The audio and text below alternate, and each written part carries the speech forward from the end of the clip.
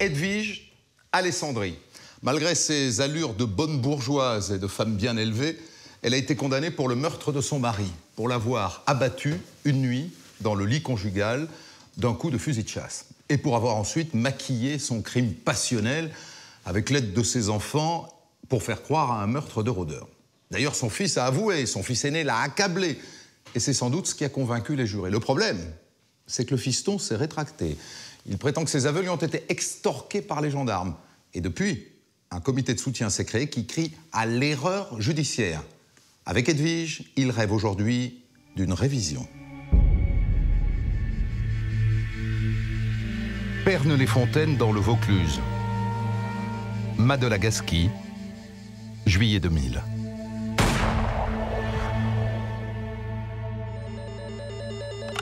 Les pompiers du Vaucluse, j'écoute. Au bout du fil, une femme en sanglots. Des cambrioleurs ont tiré sur son mari. Il y a du sang partout.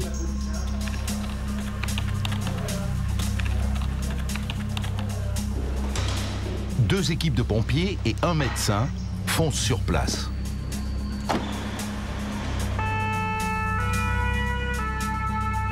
Le mât est isolé. Il est à 200 mètres de la route. C'est Johan, le fils aîné, qui les accueille. Il y a l'aîné qui nous a appelés par la fenêtre en nous disant qu'il descendait nous chercher. Il a ouvert la porte et il nous a précédés dans les escaliers pour nous amener jusqu'au premier étage. Sa mère s'est réfugiée dans la salle de bain. Elle est en larmes. Il y avait Madame Alessandri qui était nue et des taches de sang sur le corps. Et elle est dans un état de stupeur terrible, comme quelque chose qui vient de se passer, vraiment abominable. Et elle nous dit on a tué mon mari, on a tué Richard, et allez voir ce qui se passe. Le meurtre a eu lieu dans la chambre. Seul le médecin et l'infirmier entrent. Il y a une odeur de poudre, une odeur comme un coup de feu qui vient d'avoir lieu. Les pompiers découvrent un homme, nu, allongé sur le dos, la tête et le cou baignant dans une mare de sang. Le médecin pose un stéthoscope sur son thorax et puis ouvre les paupières. Il n'y a plus de pouls, il n'y a plus rien. Donc on constate tous les deux, on se regarde et on se dit c'est malheureusement terminé, il est décédé. Richard Alessandri est mort, abattu dans son lit. Il avait 42 ans. L'infirmier retourne voir sa femme. C'est une personne très choquée, très choquée, qui perd pas ses moyens, mais qui est en pleurs, en sanglots. Donc j'ai demandé à un membre de l'équipage, je ne me rappelle plus lequel, de s'occuper de la dame et de la mener dans la salle de bain à côté, de la nettoyer et de la couvrir. Pendant ce temps, les pompiers prennent en charge Brice, le plus jeune des enfants. Il a 12 ans. Il s'est réfugié dans une chambre à l'étage. Et Brice était dans un état de prostration. Il était allongé sur le ventre, sur le lit, et avec la tête dans les bras, et un mutisme complet. J'ai même pas entendu le son de sa voix. Calmée, Edwige Alessandri vient s'occuper de son fils. Et elle raconte aux pompiers ce qui s'est passé. Elle était couchée avec son mari.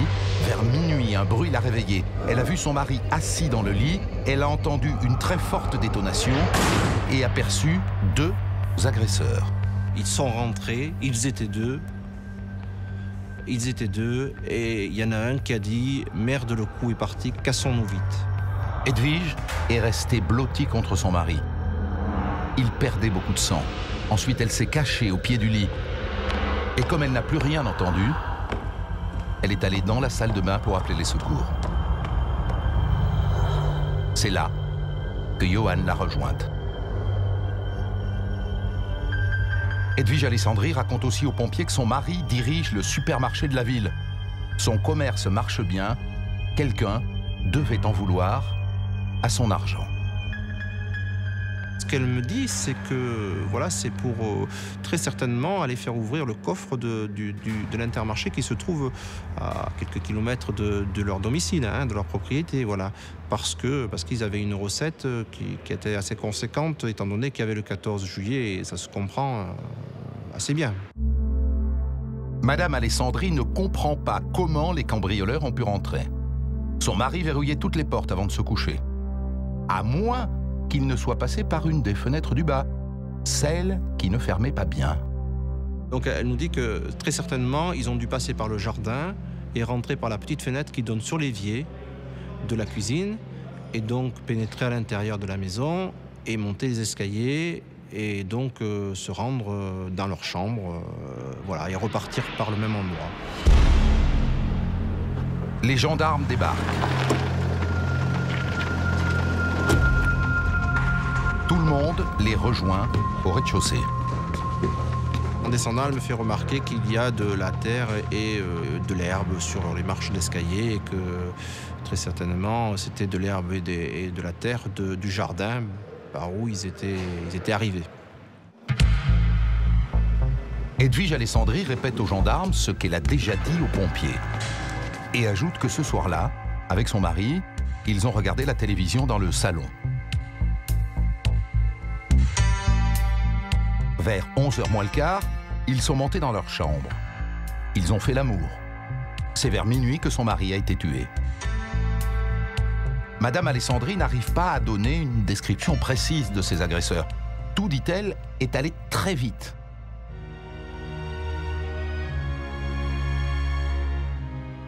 Johan, vous êtes le fils d'Edwige Alessandri.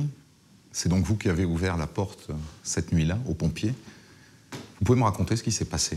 J'ai été réveillé en pleine nuit. Lorsque je suis sorti de ma chambre, j'ai senti une très forte odeur de poudre en fait, à l'étage dans la maison de mes parents. Et c'est là que j'ai commencé à comprendre qu'effectivement il se passait quelque chose de grave, ou du moins il y avait vraiment un problème, parce qu'au départ je me pensais que c'était un volet qui avait claqué. Le coup de feu vous a fait l'impression d'un volet qui claque? Tout à fait, oui. Et là vous faites quoi? Et là je sors de ma chambre et j'aperçois tout de suite quasiment ma mère en fait entièrement dénudée dans la salle de bain, qui est en train d'appeler les secours. Et donc là petit à petit en fait l'horreur va crescendo. Je me dis il y a vraiment un gros souci. Et il se passe quelque chose et je comprends assez vite que mon beau-père est décédé. Et qu'est-ce qu'elle vous dit, votre mère, sur ce qui s'est passé? Elle me dit, ils ont tué Richard, ils sont encore dans la maison, attention. Qui? C'est indéfini, en fait. Elle n'en sait certainement pas plus que moi, mais si vous voulez, dans le moment, moi, je ne cherche pas à comprendre. Effectivement, on reste donc prostré dans cette salle de bain en espérant, entre guillemets, que ces personnes ne remontent pas. Et en pensant en plus que mon petit frère était dans sa chambre, donc juste à côté de la salle de bain, quoi. Et il s'est pas réveillé, votre petit frère? Non, en fait, on l'a pas vu. On pensait qu'il était dans sa chambre et qu'il était réveillé, mais qu'il restait prostré dans sa chambre. En fait, il s'avère que non, qu'il était en bas. Ce sont les pompiers, l'arrivée des pompiers, qui l'ont réveillé, oui, tout à fait. Alors, votre mère, dès l'arrivée des pompiers, leur montre des traces de terre dans l'escalier. Vous aviez remarqué ça, elle vous en a parlé? Moi, je les ai remarqués dès le moment où je descends pour ouvrir aux pompiers. Et je me fais la réflexion et je sais plus si... J'ai dû leur montrer aux pompiers aussi, mais ma mère l'a certainement fait aussi, ça ne m'étonne pas.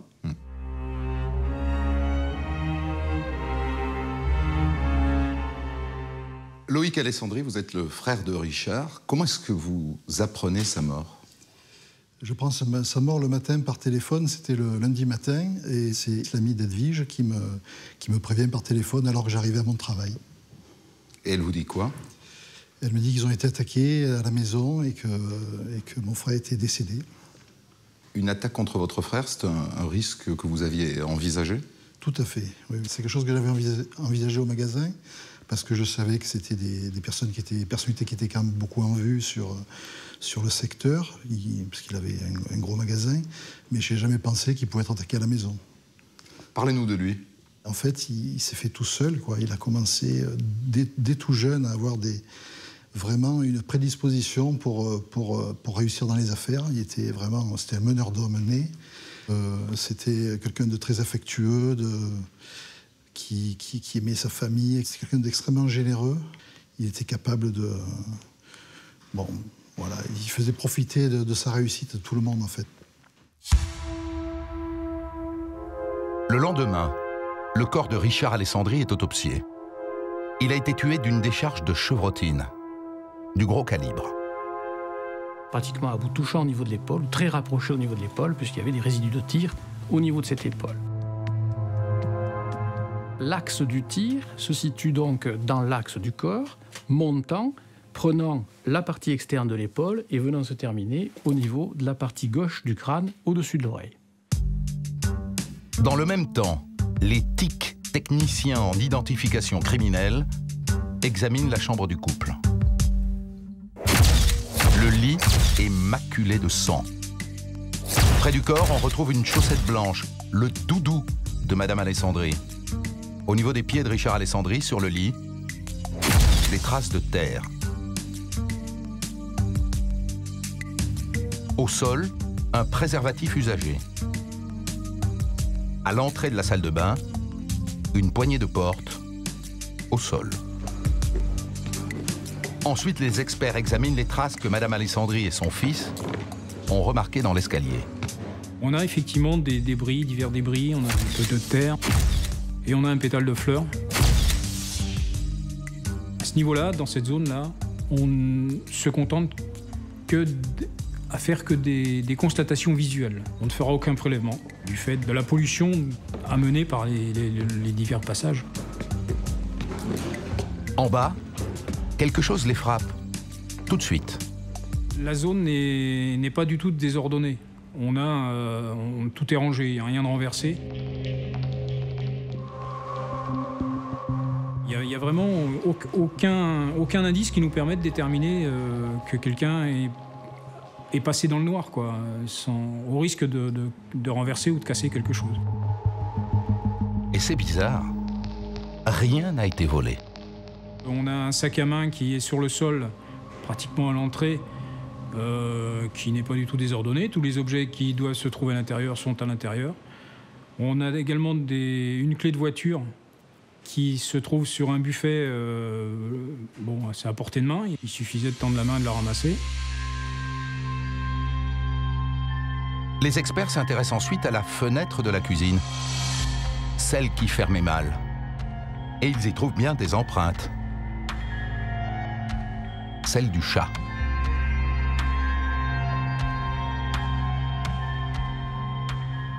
À l'aide d'un projecteur en lumière rasante posé à ras du sol, on va chercher s'il y a des traces de chaussures sur le carrelage et on va constater qu'il n'y a aucune trace sur le sol. Sur le rebord extérieur de la fenêtre, il y a 3 traces de jardinière dessinées par des feuilles séchées. Les contours sont très nets. Si quelqu'un était passé par là, il aurait dû les piétiner. Étant donné la largeur de l'ensemble, plan de travail, fenêtre et la hauteur exacte, qui est de presque 1 mètre, la largeur étant de presque 1,30 m, quelqu'un qui veut l'enjamber sans rien toucher, c'est impossible. Donc on est obligé de poser les mains et 1 ou 2 pieds pour passer par cette fenêtre. Donc à ce moment-là, on commence à douter du passage de quelqu'un par cette ouverture. Les doutes des experts se précisent quand ils sortent dans le jardin. La pelouse est humide, fraîchement tondue. Quand ils reviennent sur la terrasse, ils laissent derrière eux des brins d'herbe. Et ça, c'est une des dernières choses qui nous interpelle quant au supposé passage par la fenêtre et donc à travers la cuisine. Parce qu'on n'a trouvé aucun débris d'herbe dans cette cuisine. Là, on est pratiquement sûr que l'ouverture en question n'a pas été utilisée. Les experts travaillent alors sur une autre piste. Dans la cuisine, il y a une porte vitrée, fermée, mais pas verrouillée. Intéressant car c'est un accès vers l'extérieur, vers le jardin. Mais les secours, les gendarmes, sont passés par là. Ça va compliquer le travail.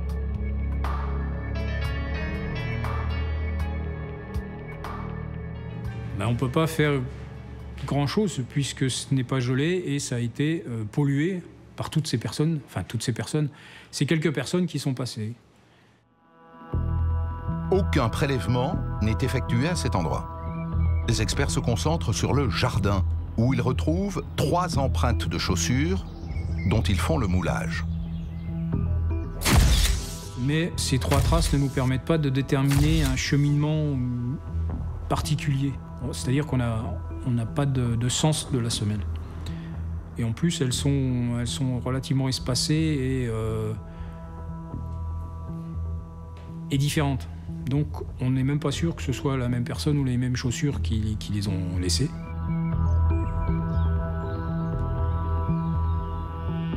Les experts fouillent le jardin et finissent par trouver autre chose.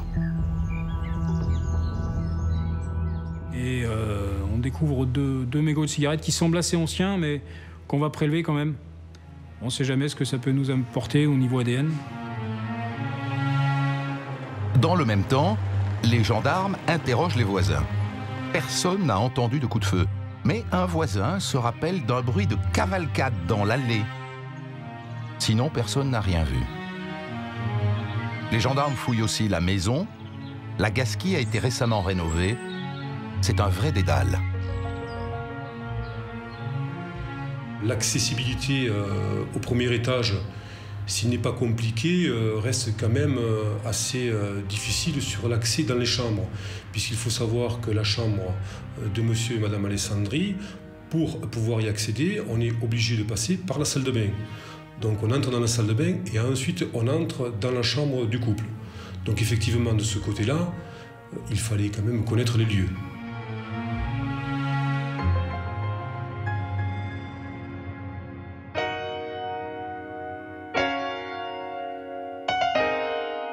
Lionel Mathieu, à l'époque, vous êtes substitut du procureur à Carpentras, donc au début de l'enquête, c'est vous qui la dirigez. Vous allez sur place, dans cette maison, qu'est-ce que vous ressentez? J'arrive dans une ambiance très calme, alors qu'en général, une scène de crime est extrêmement violente. Et là, il y a un calme très particulier. J'ai mémoire de Madame Alessandri dans son salon, parlant avec des amis. Quelquefois, un cri, un pleur, des enfants qui passent, qui repassent. Et puis surtout un élément qui dans l'instant ne me perturbe pas, mais qui plus tard viendra, aucune question au procureur que je suis, au directeur d'enquête. De la part de Madame Alessandri? Rien, de personne. Alors quelles sont les pistes qui s'ouvrent à chaud? D'abord celle qu'elle nous donne. L'intrusion extérieure avec plusieurs auteurs qui viennent dans quelle intention on ne le sait pas et qui, de façon malencontreuse, nous explique-t-elle, tire et tue son mari. Ça peut coller avec des pratiques de la région? Ça peut coller tout à fait avec des pratiques de la région. Le Vaucluse était et est encore malheureusement une zone assez criminogène. Des attaques à main armée, des homejacking étaient des choses qui étaient relativement fréquentes. Il y avait eu dans les semaines ou mois avant ce qu'on appelle communément des saucissonnages. La famille Alessandri est une famille en vue, sont des gens aisés, une maison superbe. Donc c'est une hypothèse tout à fait vraisemblable. Les autres pistes? Les autres pistes, c'est les pistes classiques. Un employé mécontent, une tentative d'enlèvement pour faire ouvrir un coffre-fort, une piste familiale, une piste de voisinage, enfin, toutes les portes qui s'ouvrent classiquement lorsqu'on est en face d'un crime. Quand les techniciens de la gendarmerie excluent que le tueur ait pu passer par la fenêtre de la cuisine, ça change quand même le prisme des pistes possibles. Très rapidement, effectivement, ils vont être amenés à se poser des questions parce qu'ils ne vont pas trouver les traces d'intrusion dans les endroits qu'on leur désigne. Et ça change quoi dans votre tête? Simplement, c'est une petite lumière qui pose la question et qui fait dire que l'enquête n'est peut-être pas aussi simple qu'on a voulu nous le dire.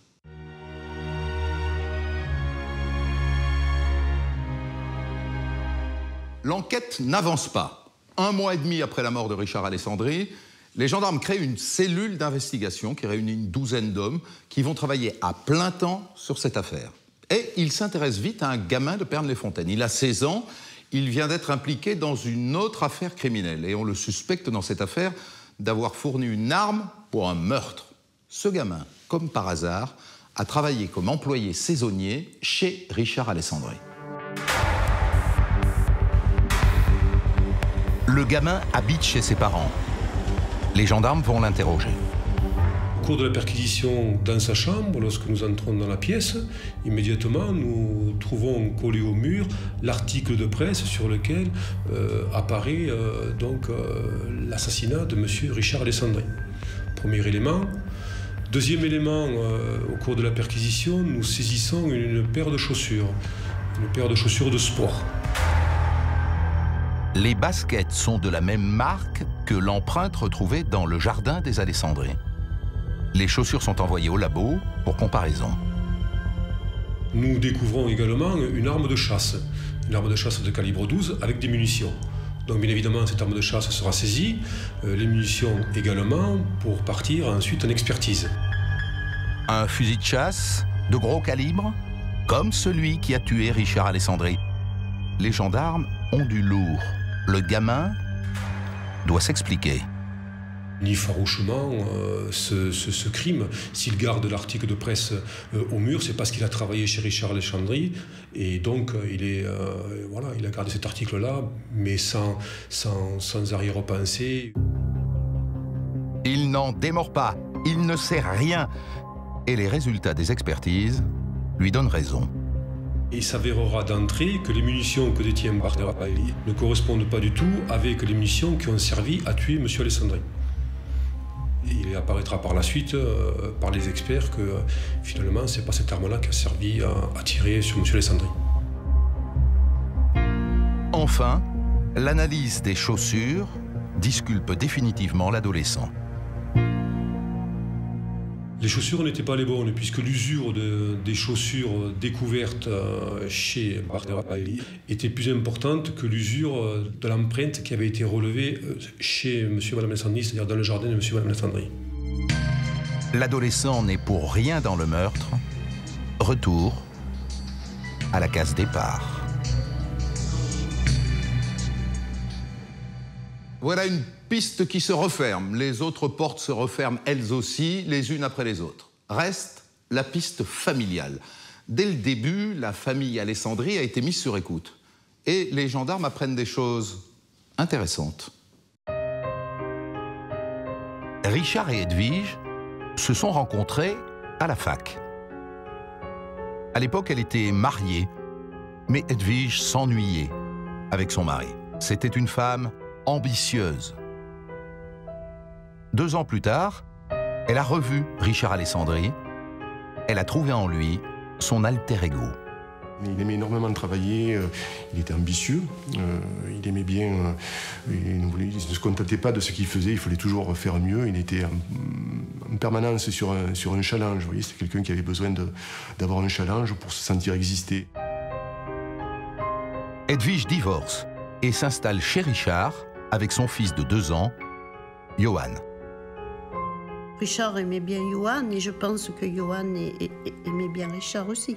Il le gâtait, pour lui, il le traitait exactement comme son fils. 3 ans plus tard, Richard et Edwige ont un enfant, Brice. Soutenu par Edwige, Richard dirige son premier Intermarché dans la région de Clermont-Ferrand. C'est un magasin qui ne marche pas très bien. Il le remet à flot grâce à ses qualités de manager et son autorité. Richard était un meneur d'hommes très respecté par son personnel. Richard ne craignait absolument pas les conflits. Il disait toujours ce qu'il pensait. Il s'opposait aux gens. Il avait fort caractère. 6 ans plus tard, en 1995, Richard Alessandri achète le supermarché de Pernes-les-Fontaines. Lui possède 70% du magasin, sa femme, les 30% restants. Le duo fonctionne à merveille, le couple travaille énormément et fait fortune. C'est un couple qui, effectivement, de par leur profession et de par l'activité de M. Alessandri, était très apprécié de la population, mais également des commerçants, puisque lui était président des commerçants de Pernes-les-Fontaines. Edwige Alessandri, belle femme de 40 ans, est décrite comme serviable, aimable avec les clients et vraie femme d'affaires. Edwige Alessandri a un caractère similaire à celui de Richard, fort caractère donc, qui ne se laisse pas marcher sur les pieds en théorie, mais qui, en Richard, a trouvé un dominateur. Richard, je pense, n'aurait pas pu être avec quelqu'un qui soit une bonne femme plan-plan. Il avait besoin de quelqu'un qui soit presque un petit peu comme lui, quoi. Mais on risque de faire des étincelles, bien sûr. Parfois, ça dégénère. Le couple Alessandri a des relations compliquées. Ça n'a jamais bien marché en réalité. Depuis le départ, Richard était très amoureux d'Edwige. Mais c'était des séparations constantes. Il ne passait pas un an sans se séparer, même très longtemps. Ils se sont séparés à Clermont-Ferrand pendant 1 an. Mais elle le récupérait chaque fois. La mère de Richard prétend même que la situation ne faisait qu'empirer. Mais le dernier Noël, elle était absente, ça ne marchait pas du tout. Et je pense qu'il était à bout, qu'il était près de la séparation. Les gendarmes apprennent que le couple se dispute souvent au sujet de l'éducation de Johan, qui est en pleine crise d'adolescence. Il avait beaucoup de difficultés, c'était un gars difficile, mais ils voyaient l'éducation d'une façon très différente l'un et l'autre. Ils avaient été... Richard, on l'avait élevé sévèrement quand même, gentiment et sévèrement. Pour lui, cette façon d'Edwige le choquait un peu, quoi. Il s'en disputait, c'est sûr. Richard a plusieurs fois renvoyé Johan chez son père. Il lui reprochait de ne pas être ponctuel, il n'aimait pas ses fréquentations, ses sorties sans permission, et l'adolescent avait du mal à supporter l'autorité de son beau-père. Johan fréquentait une fille qui, elle, sera entendue également dans le cadre de la commission rogatoire et nous confirmera cet état de choses. Elle nous dira que Johan lui avait confié que tôt ou tard, il tuerait M. Alessandri. Face à Richard, Edwige défend constamment Johan, ce qui n'est pas sans conséquence sur leur vie de couple. La femme de ménage nous apprend que Mme Alessandri dormait fréquemment dans la chambre du haut. Elle découchait. Les gendarmes découvrent autre chose. Dans les écoutes téléphoniques, ils tombent sur des conversations entre Edwige et son fils Johan. Ils parlent souvent d'une collègue de Richard. Ils la surnomment la pétasse. Une maîtresse? La pétasse est identifiée, mais elle affirme qu'elle n'est pas la maîtresse de Richard. N'empêche qu'on est loin du couple idéal. Madame Alessandri nous a toujours confié qu'il n'y avait aucun souci dans son couple et que c'était un couple tout à fait idéal. Loïc Alessandri, vous étiez proche de votre frère. Est-ce qu'il vous avait parlé de ses problèmes conjugaux? Il ne me parlait pas vraiment de ses problèmes. C'est quelqu'un qui était assez discret sur sa vie privée. Donc, il n'abordait pas facilement ces sujets. En fait, c'est un couple qui s'entendait assez peu, qui était vraiment, à mon sens, qui fonctionnait très mal. Et sur le mode, justement, de la rivalité, de grosses disputes. Puisque un jour, ils avaient même fait appel aux gendarmes, c'était à Clermont-Ferrand. Et c'est quelque chose qu'on m'a relaté, qui m'a marqué, bien sûr. Après la mort de Richard, comment ça se passe avec votre belle-sœur, Edwige? Immédiatement, donc, après la mort de Richard, elle a voulu me faire signer un document qui était un protocole bancaire. Si vous voulez, je suis arrivé à Pernay-Fontaine à 10h du matin. À 10h30, et déjà, elle me posait ce document sur la table en me disant qu'il faut le signer très rapidement. C'est une précaution technique et financière qui n'a rien à voir avec la mort de son mari, quoi. Non, absolument pas. Et puis, je veux dire, c'est totalement déplacé. Ensuite, il y a un directeur d'Intermarché qui, d'ailleurs, a été assuré l'intérim par rapport à mon frère, si vous voulez. Et ce directeur m'a dit il faut venir se signer un document au magasin, c'est très important. Et je me rappelle, je rentre dans le bureau où il y a donc ma belle-sœur, Edwige. Le directeur d'Intermarché me montre le document. Et je signe ce document, si vous voulez, qui apparemment l'a nommé présidente du conseil d'administration du magasin Intermarché. Tout ça le jour de la mort de votre frère, non, c'est pour resituer les choses. Oui, oui. Et à un moment donné, elle se dresse, elle dit « c'est moi le patron ».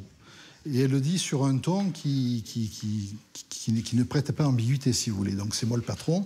On est loin de la douleur d'une femme qui vient de perdre son mari dans la nuit, quoi, en fait. Lorsque s'achève cette journée terrible, qui est celle de la mort de votre frère, quelle impression vous retirez de ce qui a pu se passer? Je comprends pas, je comprends pas. Je soupçonne quelque chose. Je sais pas encore quoi, mais ça me paraît pas du tout normal.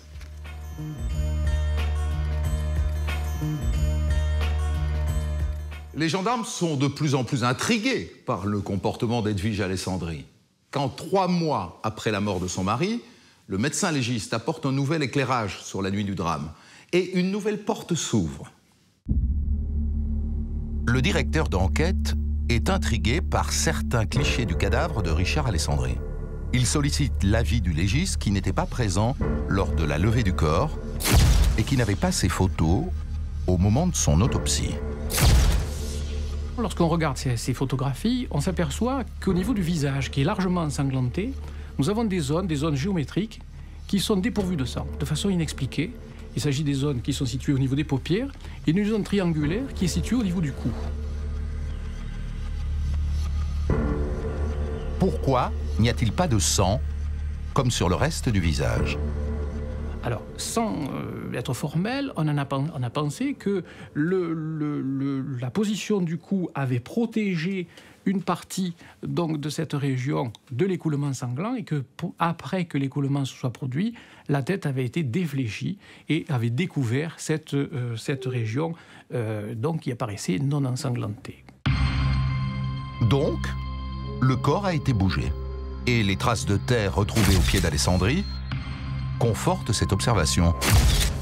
Quelqu'un est monté sur le lit. Mais qui? Bien entendu, les premières personnes qui sont interrogées sont les pompiers. À savoir quel a été leur rôle en arrivant, est-ce qu'ils ont constaté le décès, est-ce que le corps a été bougé? On n'a pas bougé le corps. On l'a touché, surtout le médecin l'a touché pour mettre son stéthoscope, mais on n'a pas bougé le corps. On a soulevé un petit peu le drap, c'est tout ce qu'on a fait avec le médecin. Tous les pompiers le confirment. Quand ils sont partis en intervention, ils avaient pour ordre de ne rien déplacer. Les gendarmes non plus n'ont pas bougé le corps. Du fait que le légiste donne une explication tout à fait logique et du fait que ni les pompiers ni les enquêteurs n'ont touché le corps, bien évidemment, c'est ou Mme Alessandri, ou Johan, ou son frère qui a touché M. Alessandri. Les gendarmes reprennent la déposition de Mme Alessandri. À aucun moment, elle n'a dit avoir bougé le corps de son mari. Le juge veut savoir dans quelle position était le corps de Richard quand il a été tué. Edwige a toujours dit que son mari était assis dans le lit et qu'il s'est écroulé.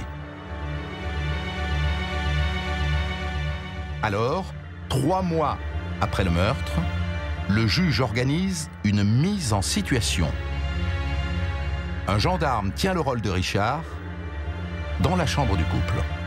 Le travail sur place va être d'essayer de trouver comment on peut faire concorder à la fois ces 4 repères, la tache de sang sous le crâne, la plaie de l'épaule, la plaie du crâne et la projection sur le mur.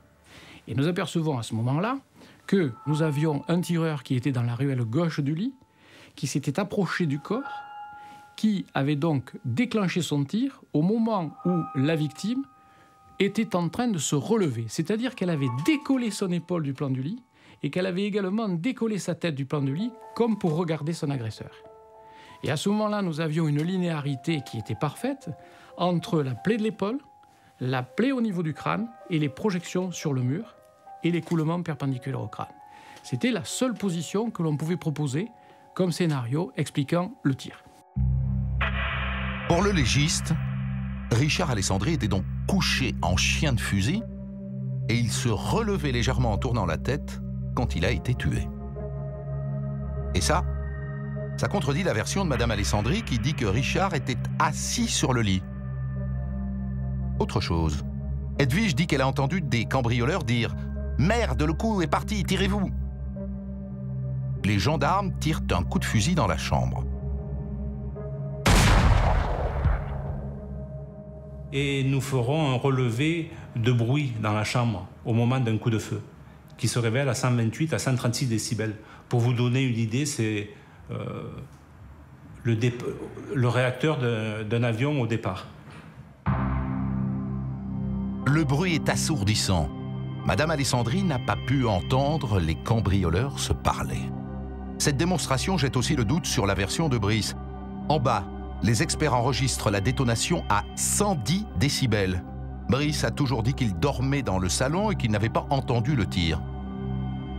C'est impossible.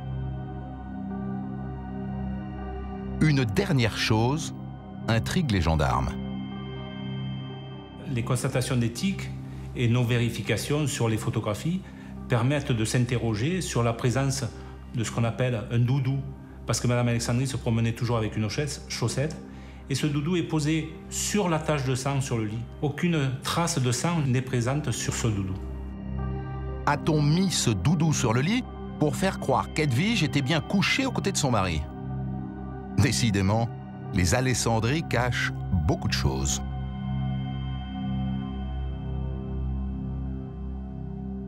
Alors Dominique, juste après le meurtre, les gendarmes ont procédé au tamponnement, à des tamponnements sur les mains d'Edwige et de ses 2 enfants. D'abord, en quoi ça consiste ? Le tamponnement, Christophe, c'est une opération technique qui permet de vérifier s'il existe des traces de résidus de tir sur les mains d'une personne suspecte. Alors, ça se fait avec un tamponnoir. Ça, c'est une mallette de techniciens d'identification criminelle de la gendarmerie. C'est-à-dire qu'ils sont arrivés, les techniciens, dans la maison avec ces mallettes-là. Alors, auparavant, ils vont s'équiper avec des combinaisons, charlottes, masques, gants en caoutchouc pour ne pas polluer la scène de crime. Et le tamponnoir, c'est ça, voilà. C'est ce petit appareil. Alors, on enlève l'opercule, ça colle, c'est un adhésif, et on le promène sur la main de la personne, voilà. Et ensuite, on le referme, et on l'enferme dans un scellé judiciaire. Et on envoie ça au labo. Alors, quels sont les résultats des expertises réalisées par le labo? Alors, sur les mains d'Edwige Alessandri et de son fils aîné, Johan, on trouve des traces de pollution diverses. En revanche, sur les mains de Brice, son plus jeune fils de 12 ans, on trouve des traces de barium, d'antimoine et de plomb. Ce sont 3 particules présentes dans la composition des poudres des armes à feu. Donc ça peut évoquer, sur la main de Brice, des résidus de tir, des traces de résidus de tir.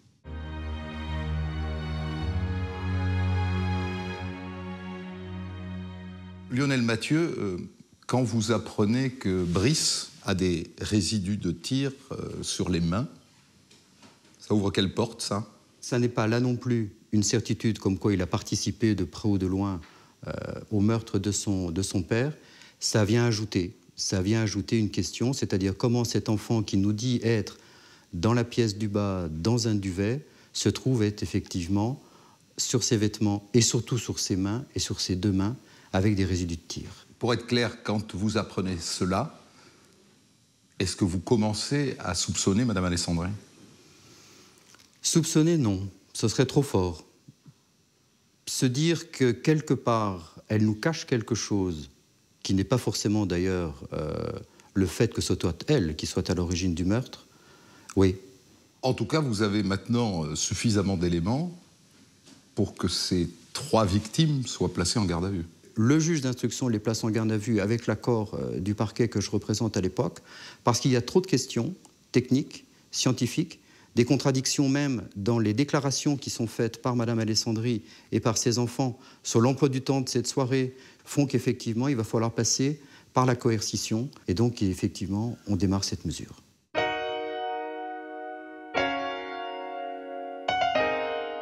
Edwige, Johan et Brice sont interpellés à 6 h du matin, 4 mois après la mort de Richard Alessandri. Les gendarmes ont beaucoup de questions à leur poser. Quand nous allons interpeller Madame Alessandri et ses 2 enfants, Madame Alessandri semble croire que nous allions lui annoncer l'arrestation du meurtrier de son époux. Les gendarmes montent chercher Johan, qui est déjà en train de lasser ses chaussures, prêt à partir.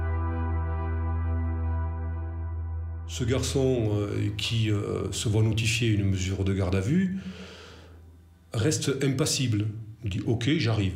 Là, sa réponse « Ok, j'arrive ».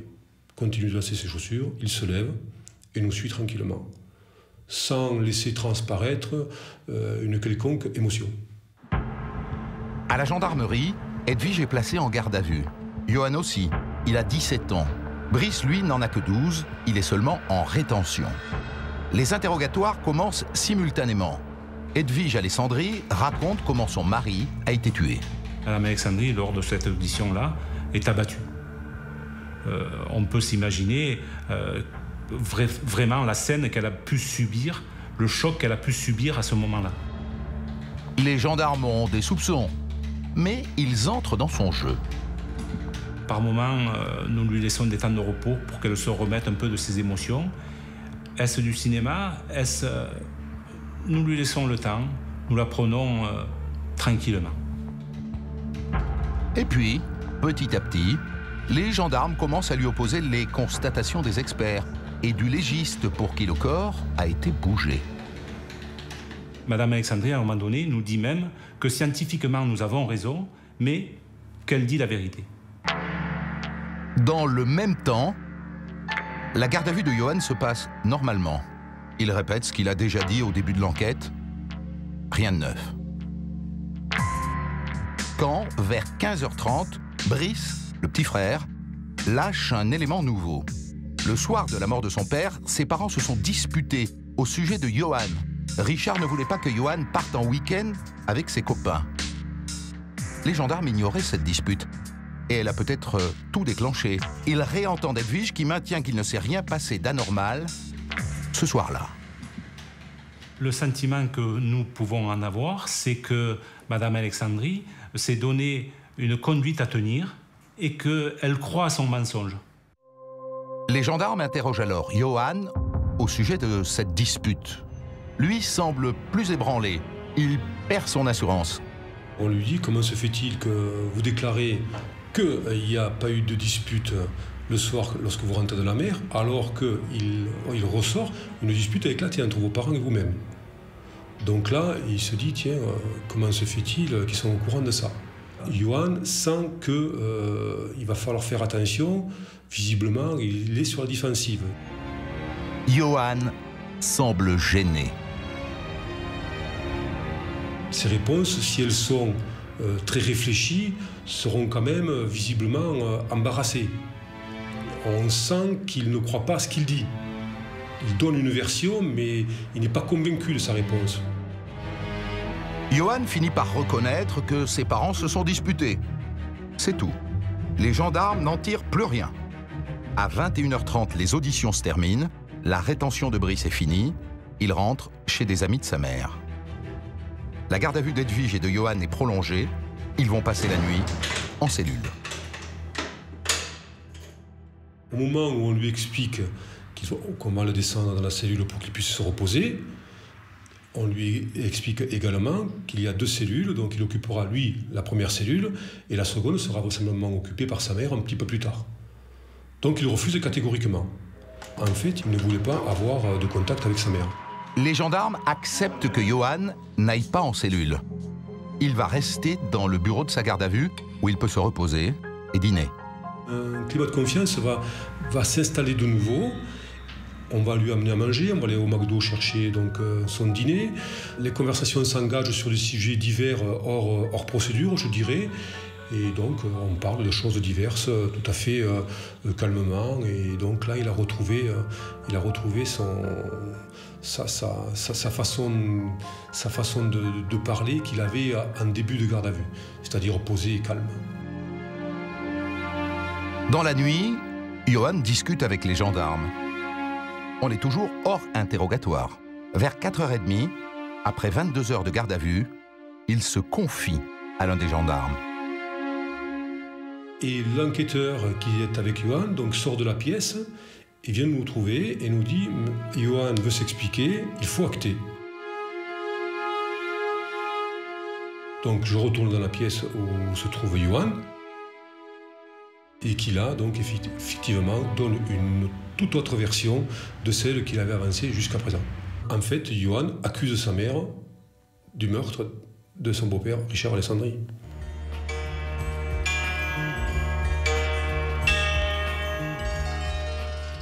Alors Dominique, il faut s'arrêter sur ces aveux parce que plus tard, ils seront contestés. Que dit exactement Johan ? Alors, à ce stade de la garde à vue, Christophe, ça, c'est son audition, ça fait 24 pages. C'est pas très fréquent, 24 pages d'audition. Alors, à la 14e page, il dit « Maintenant, je tiens à vous dire la vérité. » Il dit que ce soir-là, il est rentré chez lui vers 21h, donc, qu'il est monté dans sa chambre parce que sa mère et son beau-père Richard se disputaient encore une fois. Ça leur arrivait visiblement assez fréquemment. Il s'est couché et il a entendu un coup de feu. Cette fois-ci, il dit que c'est à 22h30. Avant, il disait c'est à minuit. Il a entendu un coup de feu à 22h30, il s'est précipité dans la chambre de sa mère et de son beau-père. Et là, il a vu son beau-père Richard allongé sur le lit, qui ne bougeait plus. Sa mère était un peu dans la pénombre, debout, nue, devant la porte de la chambre. Et il dit, sur le lit, il y avait un fusil qui était posé, fusil de chasse, canon superposé. Et ma mère était choquée. Et elle lui a dit, c'est un accident, Richard est mort, c'est un accident.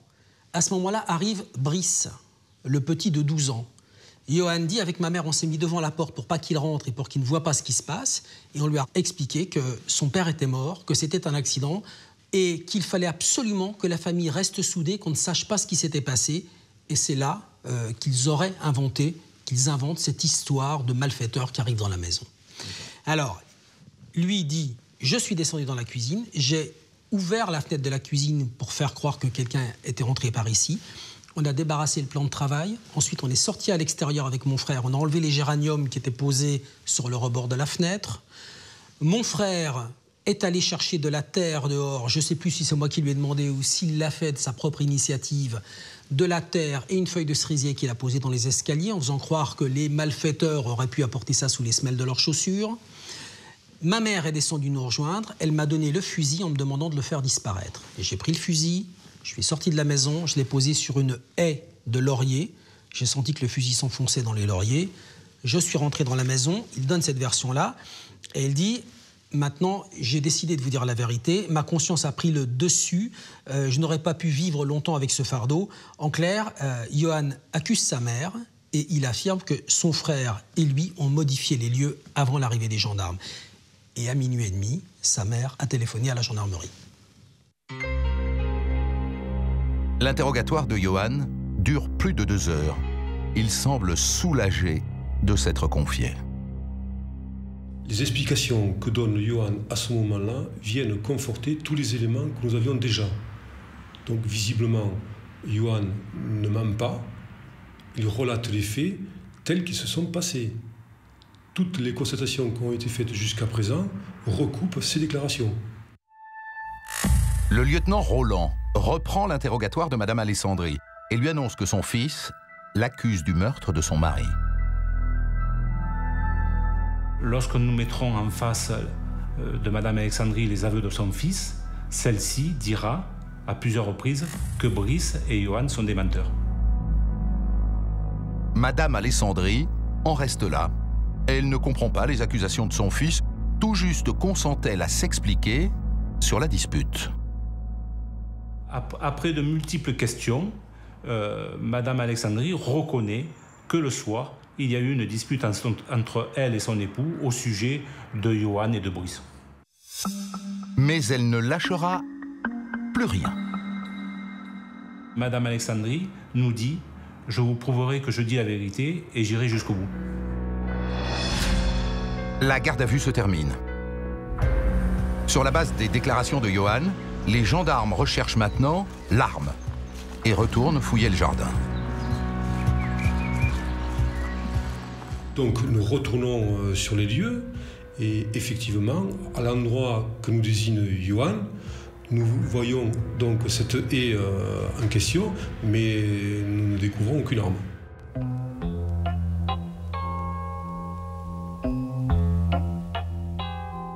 Lionel Mathieu, à partir du moment où, en garde à vue, Johan a accusé sa mère d'avoir tué son beau-père, l'enquête change complètement de direction, là.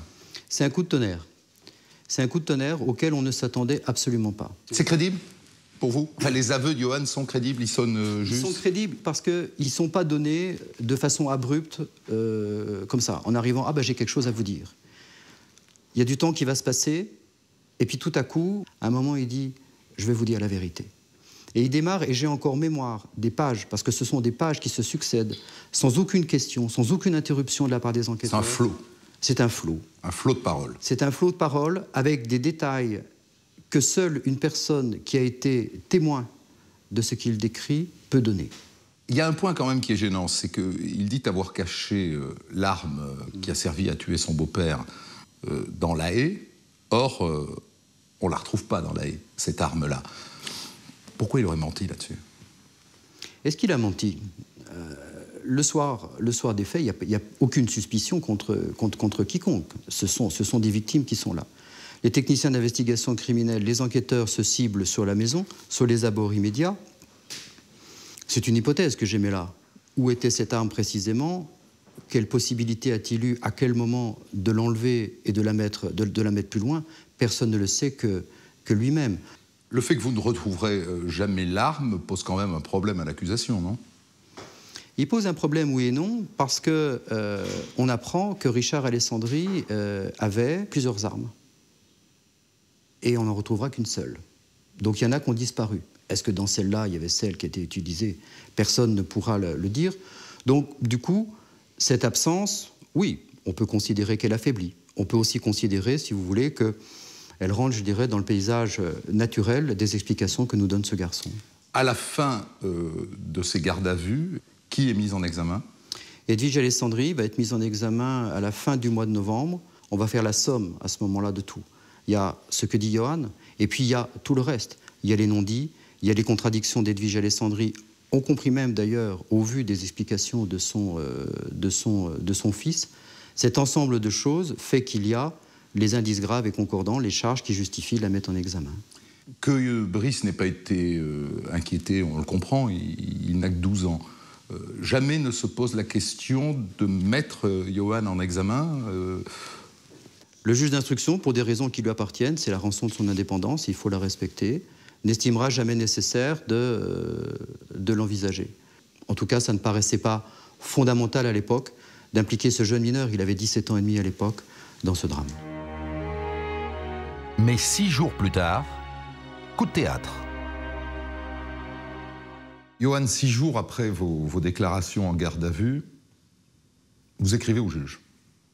Et vous revenez sur votre déposition de la garde à vue. Alors, qu'est-ce que vous lui dites au juge? Déjà, il a fallu très longtemps pour qu'il me réentende. Et lorsque je le revois, en fait, si vous voulez, je lui dis exactement ce que j'ai déclaré aux gendarmes lors de mes premières auditions, en fait. C'est-à-dire?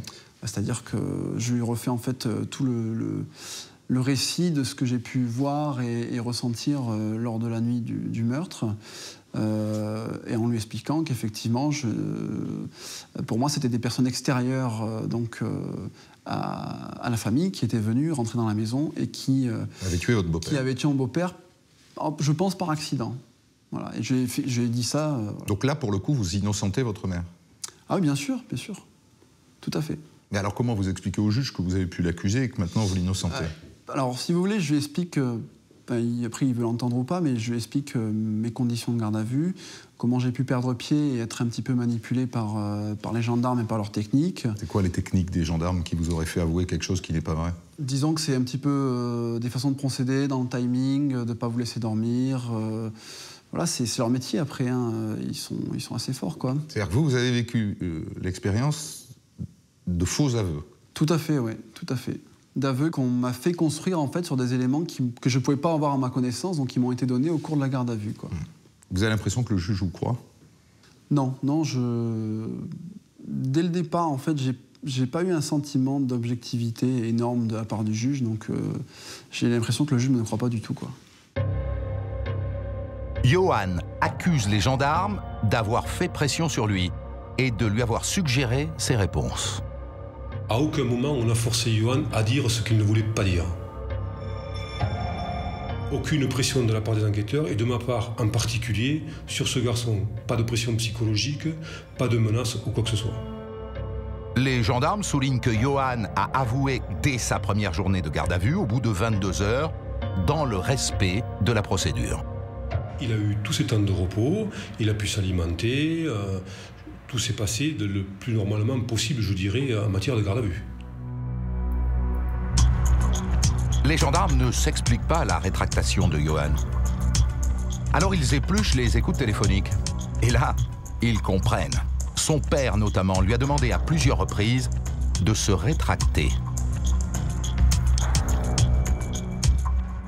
Les écoutes mettront en évidence qu'après les gardes à vue, Johan, si je puis me permettre, est pris en compte par le père et par la grand-mère, la mère de Madame Alexandrie, puisque des phrases telles que « ferme ton claque-merde »,« tais-toi, c'est nous qui le menons », révéleront que Johan est vraiment pris en compte par ces deux personnages. Il est évident que le père et la grand-mère de Johan font pression sur lui. C'est vrai qu'il y a un côté très clinique et que son ex-mari a gardé un rapport affectif très fort à l'égard de cette femme qu'il a sans doute profondément aimée et pour lequel il a toujours des sentiments. Et voilà pourquoi le mari dit dans certaines écoutes « On s'est engagé à faire quelque chose, on va aller jusqu'au bout ». C'est lui qui le dit. Pour la défense de Madame Alexandrie, ces quelques phrases sorties de leur contexte ne veulent rien dire. Personne n'a obligé Johan à se rétracter. Les réactions des proches d'Edwige sont normales. La famille ne peut pas concevoir que Edwige Alessandri ait commis ces faits.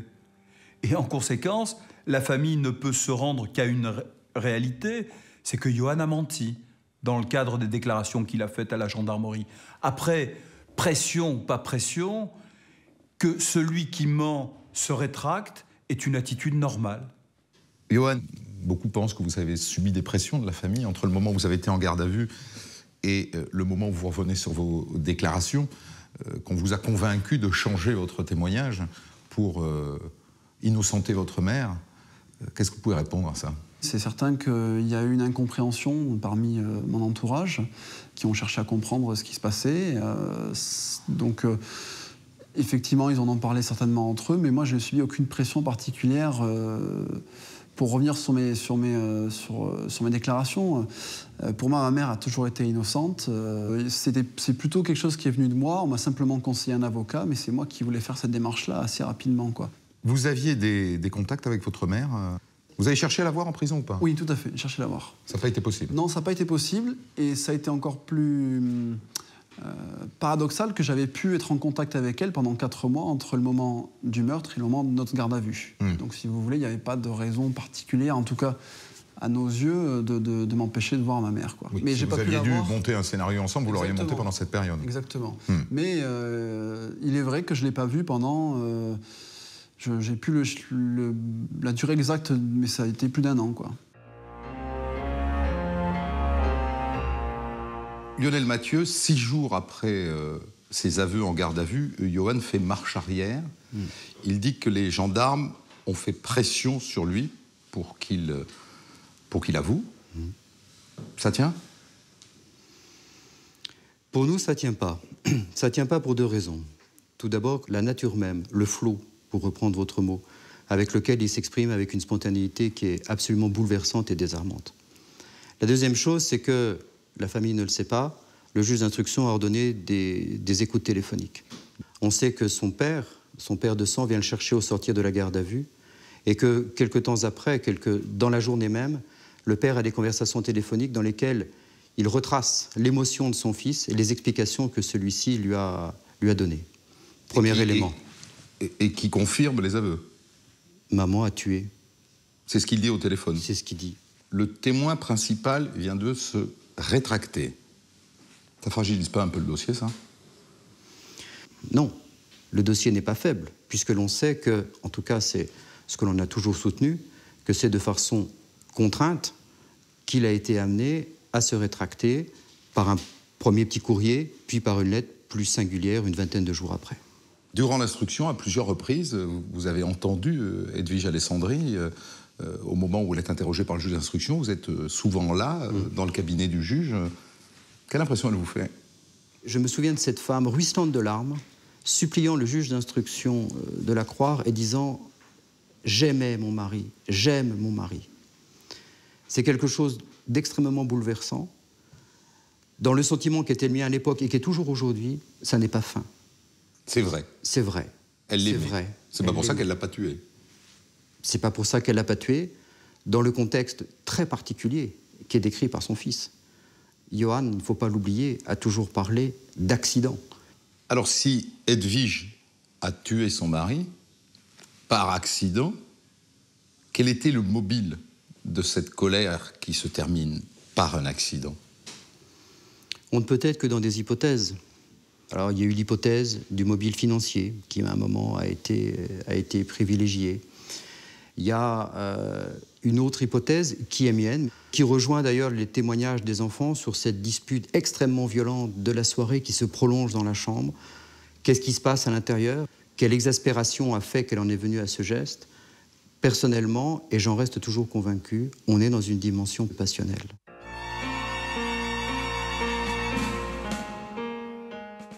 Edwige Alessandri est incarcérée depuis 1 an et demi. Elle crie toujours son innocence. Le juge organise une reconstitution, à l'issue de laquelle il estime que la version des faits la plus crédible reste celle que Johann avait donnée lors de ses aveux.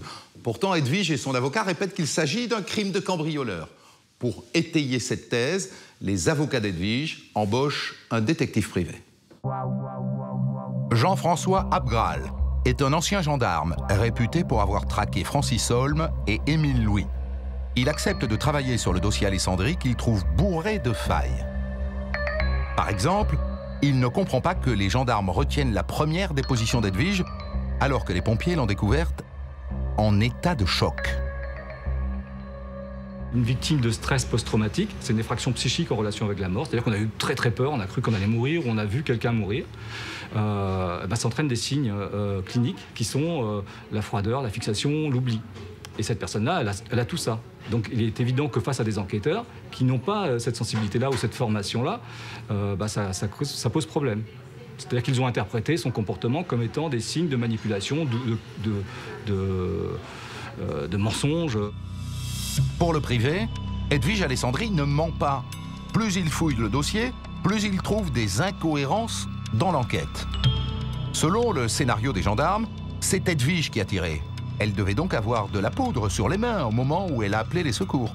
Elle a touché le téléphone, elle essaie d'appeler les pompiers et cette communication qui est enregistrée va être terminée par son fils parce qu'elle est en état de choc.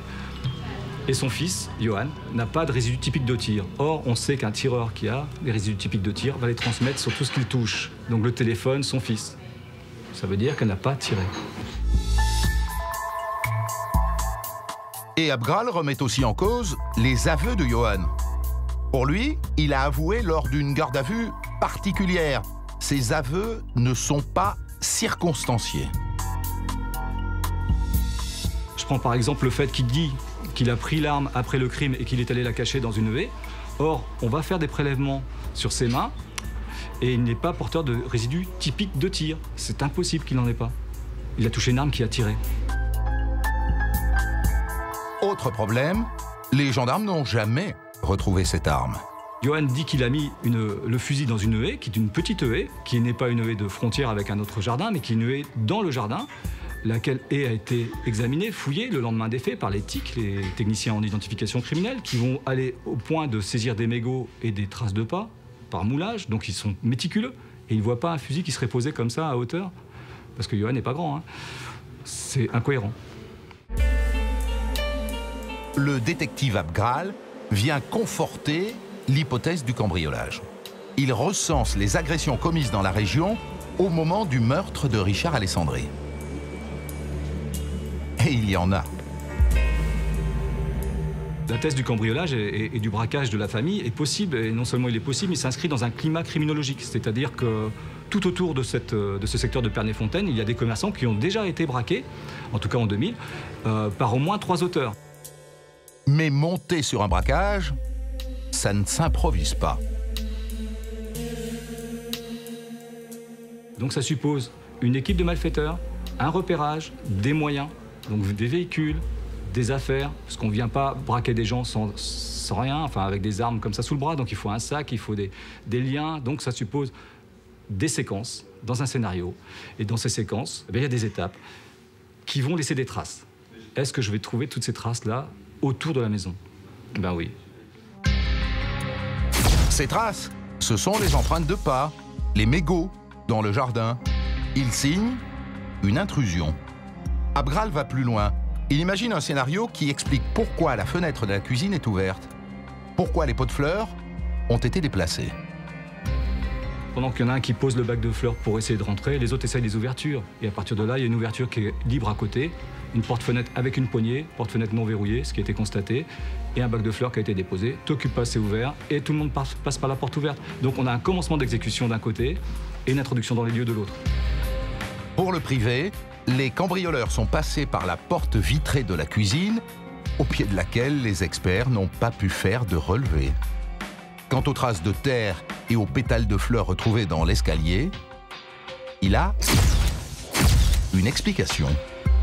Si on est dans le cadre d'une agression extérieure, les auteurs sont venus avec leur sac de matériel. Ils ne sont pas restés à attendre les armes à la main. Donc ils sont venus avec leur sac de matériel pour neutraliser la famille. Pour moi, c'est encore un signe supplémentaire d'une agression extérieure. C'est-à-dire que le pétale va tomber du sac qu'ils ont posé dans l'herbe, et pétale qu'on va retrouver d'ailleurs dans un champ à proximité. Le privé s'étonne des conclusions de l'enquête de gendarmerie. On a trop vite refermé la piste du cambriolage. Dans ce dossier, on n'a pas de traces qui impliquent Edwige Alexandri, on n'a pas de traces qui impliquent les enfants. Par contre, on a une foule de traces extérieures qu'on n'exploite pas, mais qui ne correspondent pas à cette famille-là.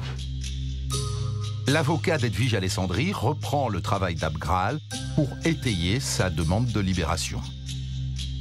J'appuie ma demande de mise en liberté sur les insuffisances de l'enquête, sur le caractère contradictoire des aveux de Johan, qui exclut par ses contradictions la culpabilité de sa mère, sur l'absence d'armes du crime, sur l'absence de traces de résidus de tir sur les mains de celle qu'on désigne comme étant l'auteur des faits, et le caractère, comment dirais-je, très orienté depuis le départ des investigations.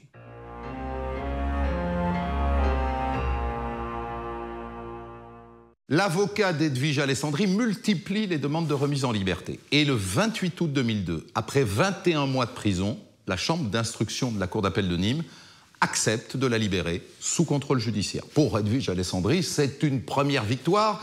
Elle est libre et elle contre-attaque.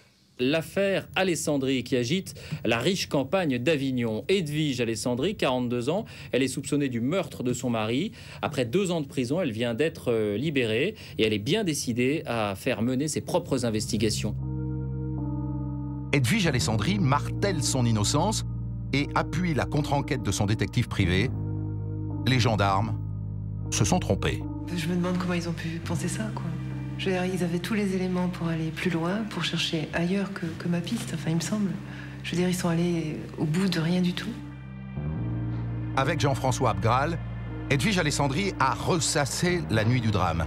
Elle en est persuadée, c'est un cambriolage qui a mal tourné.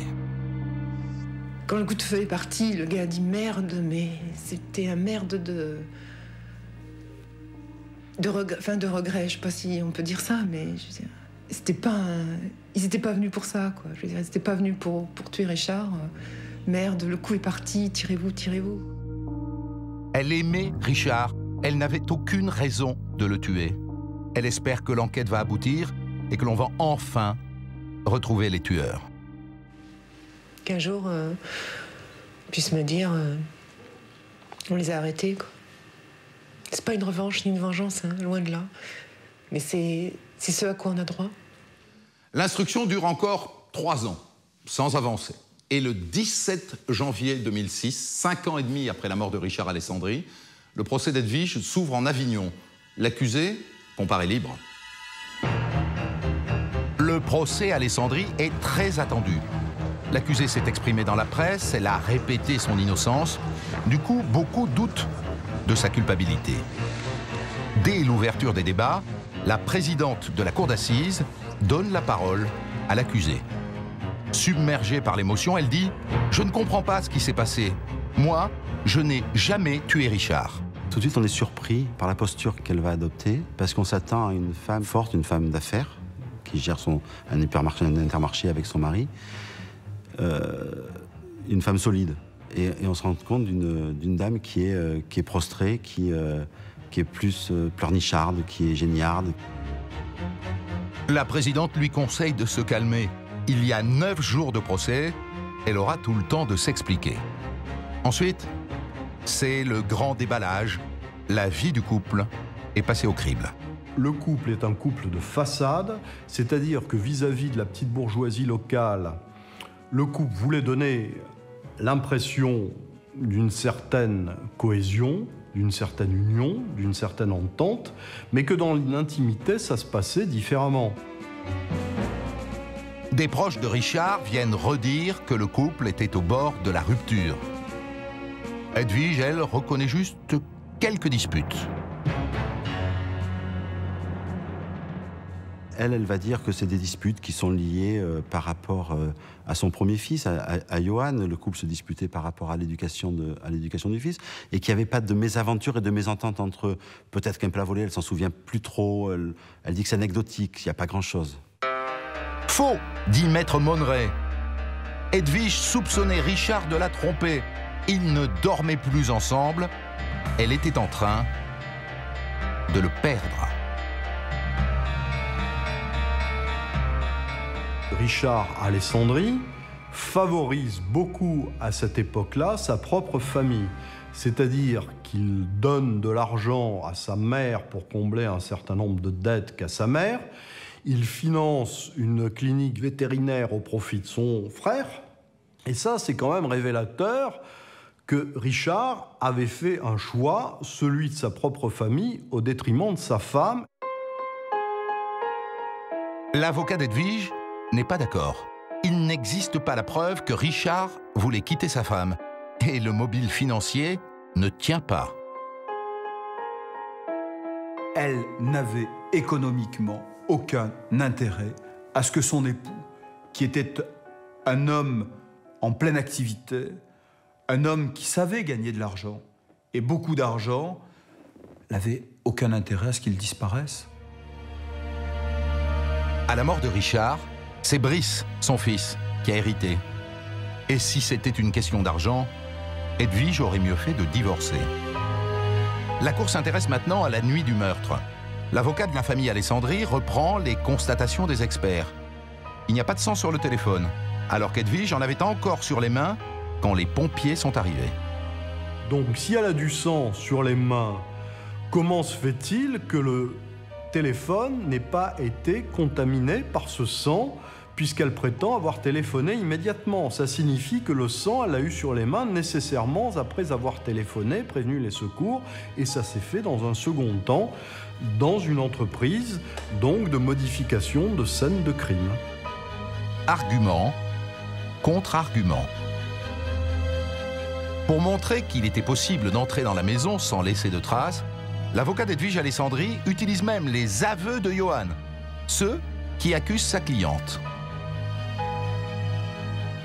Si les enfants sont allés à l'extérieur organiser une mise en scène, comme Johan l'indique, ils sont nécessairement sortis et rentrés. S'ils n'ont pas laissé de traces, c'est que ce soir-là, on pouvait, contrairement à ce qu'indiquent les gendarmes, rentrer dans la Gasquie sans laisser de traces. Et l'avocat déroule sa thèse. Richard Alessandri a été tué par des cambrioleurs. Habitué à ce genre d'affaires, l'avocat général n'en croit pas un mot. Quand vous avez des agressions par des gens de l'extérieur, généralement, ces gens-là sont cagoulés. Ils sont certes armés, mais ils sont cagoulés. Il y a du désordre dans les lieux, ce qu'on trouve nullement ici. Et la moindre des précautions, quand vous venez de commettre votre forfait, que vous ne voulez pas que l'alerte soit donnée le plus rapidement possible au service de secours, après, a fortiori au service de gendarmerie, c'est que vous coupez le téléphone. Et dans ce dossier, vous n'avez aucun de ces éléments. Vient le moment des plaidoiries. L'avocat de la famille Alessandri défend la thèse du crime passionnel, la dispute de trop. Moi, j'analyse ce dossier comme le geste impulsif d'une femme qui, ce soir-là, finalement, au cours de la énième dispute, a eu un geste très violent qu'elle a peut-être regretté. Et c'est pour ça que moi, au niveau de mon intervention, je me suis toujours attaché de dire qu'il y avait une frontière à ne pas dépasser. Ce dossier est un dossier d'homicide. Ce n'est pas une affaire préméditée pour des sombres histoires d'argent ou autre. Cette femme, ce soir-là, à la suite de cette dispute, parce qu'elle n'en pouvait plus, qu'elle était à bout, a tiré sur son mari. L'avocat général enfonce le clou.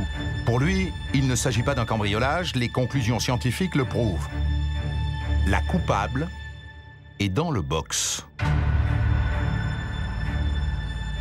J'ai conclu en disant à Madame Alessandri qu'elle était indigne donc, de s'appeler Madame Alessandri et qu'elle restait sous son nom de jeune fille, Edwige Janot, et j'ai requis contre elle une peine de 15 à 17 ans de prison criminelle compte tenu de l'ensemble des éléments donc, du dossier. L'avocat d'Edwige Alessandri martèle une dernière fois ses arguments.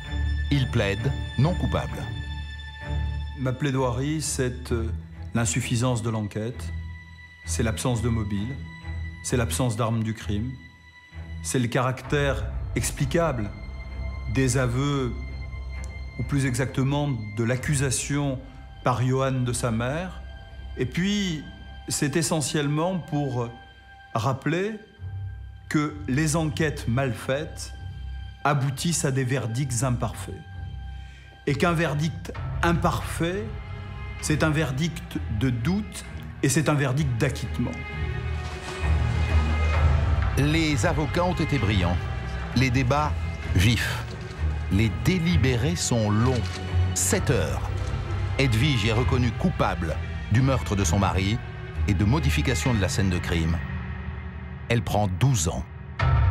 C'est l'effondrement d'Edwige qui crie à l'innocence et elle dit qu'elle réaffirme qu'elle n'a pas tué son mari, elle s'effondre. Et puis tous ses amis qui la soutiennent d'Intermarché sont révoltés et dans la salle des pas perdus disent qu'ils vont créer un comité de soutien, qu'ils vont monter un site, qu'ils vont tout faire pour défendre Edwige. Après 3 ans et demi de liberté, Edwige Alessandri retourne en prison, elle fait appel de sa condamnation et elle est remise en liberté. Johan, comment est-ce que vous vivez le procès et votre mère sur le banc des accusés? La tendance qui dominait le procès, c'était qu'effectivement, c'était plié presque avant qu'on démarre, quoi. Confirmation avec le verdict, comment vous prenez ça? Confirmation avec le verdict, atterré et je dirais, vous êtes... Enfin, on ne sait pas quoi faire, qu'on est impuissant. Après, les avocats sont toujours là pour vous expliquer un petit peu le verdict et nous dire que pour un meurtre de ce type-là, une sentence comme ça, c'est très peu payé, entre guillemets, et qu'effectivement, eux n'ont pas senti une volonté de la cour ou des jurés de charger quelqu'un, parce qu'il y a quand même un doute, alors un doute qui n'est pas suffisant pour acquitter, mais un doute qui est quand même suffisant pour ne pas mettre une peine maximum. Mais c'est rapidement l'espoir qui reprend le dessus quand même en se disant bon, c'est pas possible que ça se passe comme ça, on va arriver à faire quelque chose de mieux, en appel. de plus objectif en appel, quoi.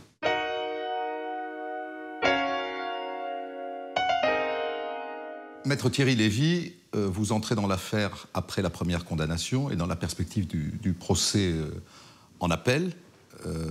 Comment est-ce que vous abordez ce dossier? Alors, c'est un dossier compliqué, très technique, dans lequel il y a énormément d'expertise. Et je me suis rendu compte que la plupart d'entre elles pouvaient être sérieusement contestées. Le procès en appel se déroule du 11 au 22 décembre 2006 à Nîmes. Il n'y a pas de rebondissement.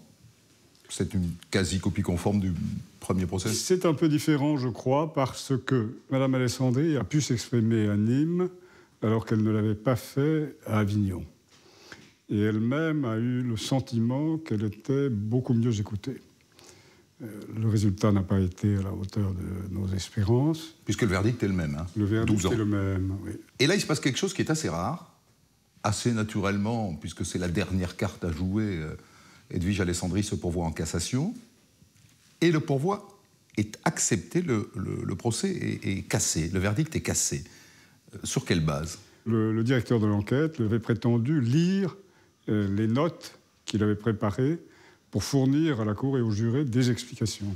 Or, il est interdit de lire des notes quand on témoigne, sauf si le président vous y autorise. Le président avait donné une autorisation qui n'avait pas été consignée par le greffier, et ça a été le moyen de cassation. On va donc vers un troisième procès. Est-ce que, a priori, il y a des raisons d'être confiant dans ce troisième procès, à l'avance? Oui.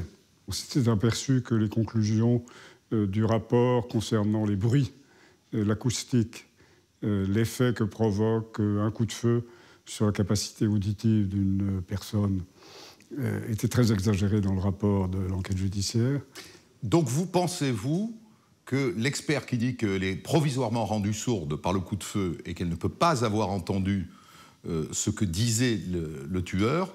il dit quelque chose qui ne tient pas debout. Ça ne tient pas debout. Ça ne tient pas debout.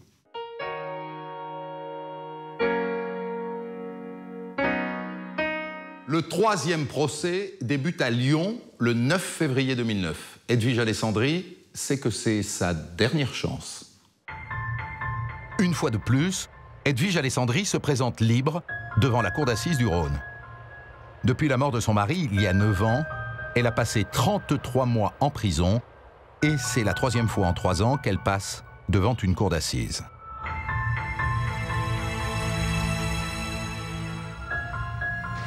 Dans la salle d'audience, 2 clans s'affrontent. Les partisans d'Edwige et les autres. La salle d'audience était remplie de son comité de soutien, de gens qui la supportaient véritablement, qui arrivaient à l'heure, qui partaient à la fin de l'audience. Et au milieu de tout ça, il y avait Roselyne Follia, la mère de Richard Alessandri, et Loïc Alessandri, seul contre tous. Sur le banc des parties civiles, Loïc, le frère de Richard, et sa mère, qui restent à distance de Johan et de Brice. Brice qui n'a pas vu sa grand-mère paternelle depuis 8 ans. Je pense qu'il me déteste, hein. C'est une certitude. Hein. Il avait 12 ans, c'est très facile de conditionner un enfant qui adore sa mère. Hein. À la barre, Johan vient répéter que sa mère est innocente, que ses aveux ne valent rien. Il était épuisé par sa garde à vue. Mais pour les parties civiles, ça sonne faux. Il a déroulé son témoignage comme on aurait lu un rapport d'enquête de police. Tout ça a été organisé, structuré, essayant en tout cas de ne laisser aucune place à ce qui mettait sa mère en porte-à-faux. Ça n'avait pas le goût du... C'était un propos structuré, mais qui n'avait pas le goût de la spontanéité et, entre guillemets, de l'honnêteté. Puis vient le tour de Brice. C'est un jeune homme maintenant. Ému, il témoigne clairement en faveur de sa mère. Au moment de plaider, les avocats de la famille Alessandri répètent que c'est Edwige la coupable, qu'ils ne croient pas au cambrioleur, que c'est un crime passionnel. Maître Lafranc ajoute qu'Edwige Alessandri a toujours fui ses responsabilités. En n'avouant pas son meurtre, elle condamne ses enfants à mentir.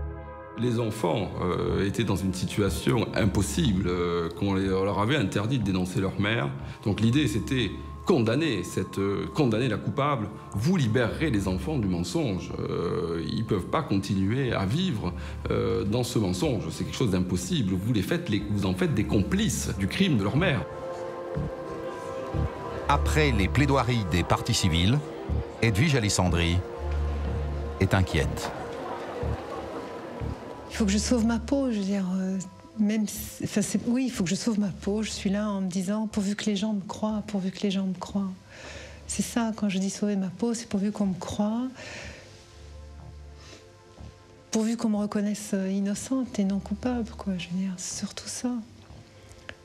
Et c'est vrai que tous les jours qui passent, ça me ramène au verdict. Et par exemple, ce sera demain, et je me dis, où je continue à vivre, ça s'arrête.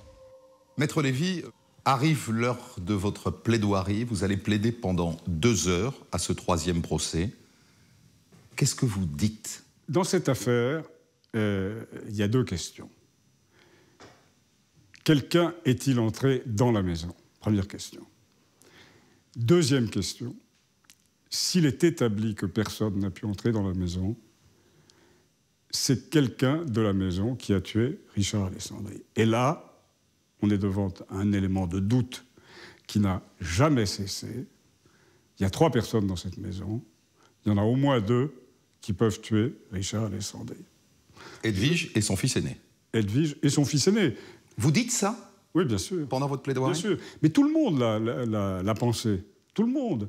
À commencer par les enquêteurs. Parce que les enquêteurs ont réussi à faire parler le fils aîné en lui disant « Si c'est pas ta mère, c'est toi ». Et comme c'était un gamin très fragile à ce moment-là, il a fini par dire, au bout de 48 heures de garde à vue, c'est ma mère. Mais elle est d'accord avec ça, Edwige, pour que vous impliquiez son fils pour en quelque sorte? Elle n'est pas d'accord pour que j'implique son fils, mais elle a compris très bien qu'il était impossible de ne pas y songer. L'idée, c'est de faire naître le doute dans l'esprit des jurés. Bien sûr, évidemment. Mais le doute a existé, le doute existe encore. Edwige Alessandri sort radieuse après la plaidoirie de Maître Lévy. C'était extraordinaire, c'était merveilleux, c'était extraordinaire, je sais pas d'autre mot, c'était superbe. Maître Lévy a développé des arguments forts pour décrocher son acquittement. J'ai l'impression qu'on m'a écouté pour la première fois. Ça vous donne de l'espoir? Oui. Ouais, j'en ai. Edwige prend la parole en dernier et dit « J'aimais Richard, je regrette de ne pas être morte à ses côtés, mais je suis une battante et je reste debout pour élever mes enfants. »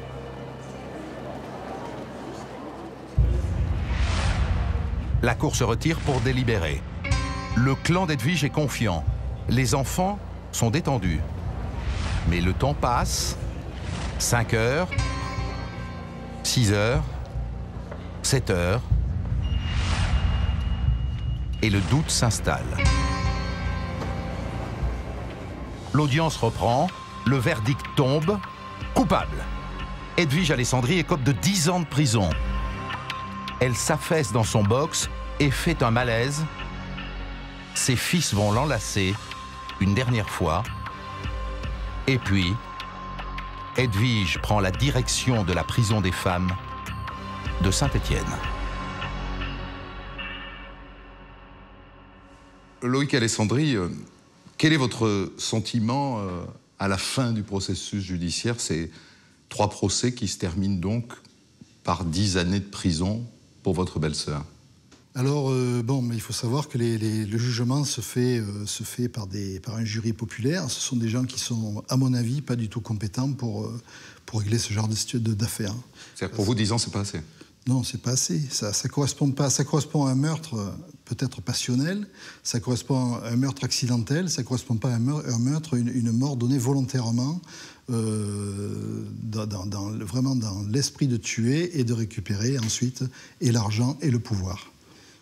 10 ans, vous iriez jusqu'à dire que, d'une certaine manière, elle a réussi son coup? Oui, tout à fait. Complètement. Je pense que, si vous voulez, on peut s'estimer heureux qu'elle ait déjà été accusée, parce qu'elle aurait très bien pu passer à travers les mailles du filet. Mais malgré tout, effectivement, sachant que, dans le meilleur des cas, elle fera quelques années de prison, je dirais, oui, elle a quand même réussi son coup, tout à fait.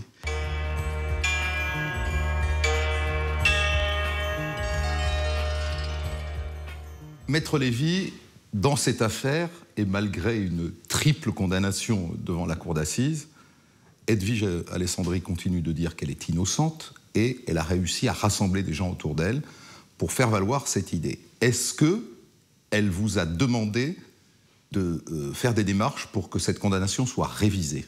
Alors, évidemment, elle me l'a demandé, mais ça n'est pas ça qui est important. Ce qui est important, c'est que des éléments ont été révélés depuis la 3e condamnation. Premier élément, on a analysé, pour la première fois, un mégot qui avait été conservé, placé sous scellé, jamais examiné, un mégot trouvé dans le jardin. Et ce mégot a parlé. Il y a de l'ADN identifiable, et c'est l'ADN de quelqu'un qu'on a identifié. Qui était au fichier, donc? Qui était au fichier, des empreintes génétiques. Et ce garçon est quelqu'un de la région. Et il n'avait aucune raison de se trouver dans cette maison où il n'était pas invité ni bienvenu, où personne ne le connaissait.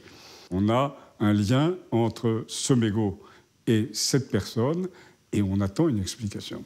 Deuxième élément. Deuxième élément. Un garçon, un jeune garçon, a fait une déclaration C'est un garçon qui dit « Mon père, il y a 2 ans, m'a révélé que l'assassin de Richard Alessandri était mon oncle. » Alors évidemment, une simple déclaration, un témoignage indirect, ce n'est pas une preuve. Mais maintenant, on sait qu'il y a des investigations à faire et on sait dans quelle direction les faire. Ça suffit pour obtenir une révision? Non. Non. Non. Il faut que ces investigations aient lieu, qu'elles soient complètes, et à partir de ces investigations, on saura si une enquête de révision est possible. Après 3 procès et 3 condamnations, Edwige Alessandri se dit toujours innocente du meurtre de son mari.